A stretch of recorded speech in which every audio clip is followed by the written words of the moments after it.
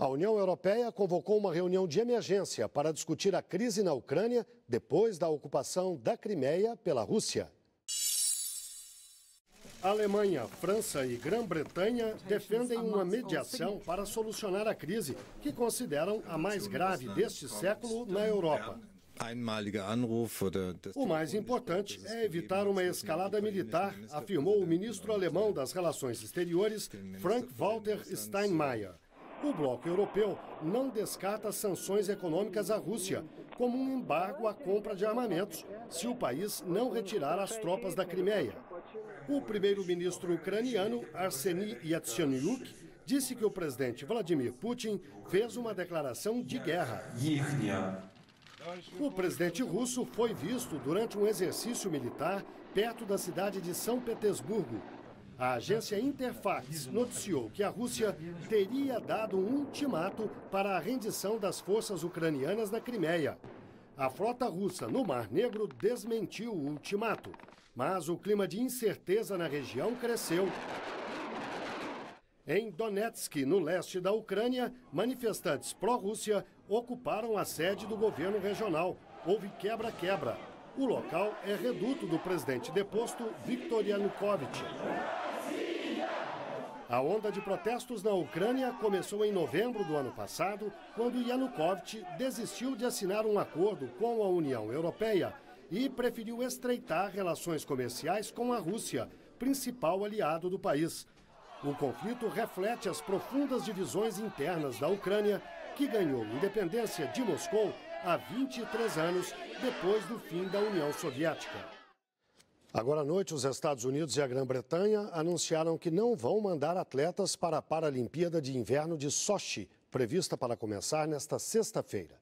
Essa é uma retaliação pela atitude russa em relação à Ucrânia. E eu converso com Emir Sader, que está no Rio de Janeiro. Boa noite, Emir. Emir, afinal, qual é o risco concreto de um enfrentamento militar na Ucrânia?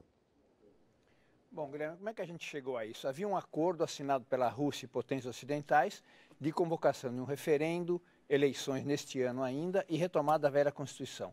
O que mudou e levou a essa ruptura e eventual enfrentamento bélico? Foi a deposição do então presidente, que a Rússia considera ainda o presidente legal, que foi ilegal o que foi feito, e além do mais a falta total de sensibilidade do novo governo, que, por exemplo, decretou que a única língua para a Ucrânia é o russo, é a Ucrânia, é a língua da Ucrânia, proibindo na prática se falar a utilização da língua russa, o que é massacrante, é uma demonstração de que a Crimeia ficaria absolutamente subordinada a Kiev.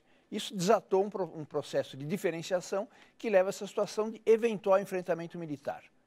E, Emílio, que poder de represália o Ocidente tem em relação à Rússia? Bom, hoje em dia não é muito, tanto assim que os Estados Unidos disseram que vão ter represálias diplomáticas e econômicas. Hoje em dia, o Ocidente depende mais da Rússia do que a Rússia do Ocidente.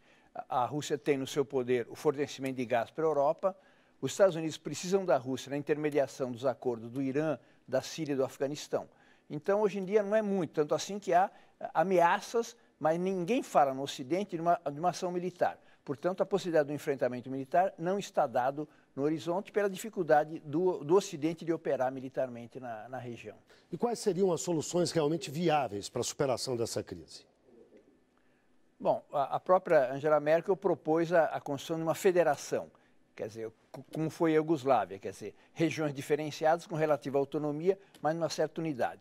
Se não for isso, será a situação de divisão do país, com a Crimeia se aproximando de maneira autônoma ou somando-se à Rússia e a Ucrânia ficando reduzida à zona de Kiev. Teoricamente, são as duas possibilidades. A primeira é mais provável, porque dividir um país hoje seria muito mais complicado. Vamos ver que tipo de acordo é possível numa situação de diferenciação muito grande. Mas uma federação, teoricamente, sempre é possível a convivência de nacionalidades diferenciadas. Emir Sader, muito obrigado, uma boa noite.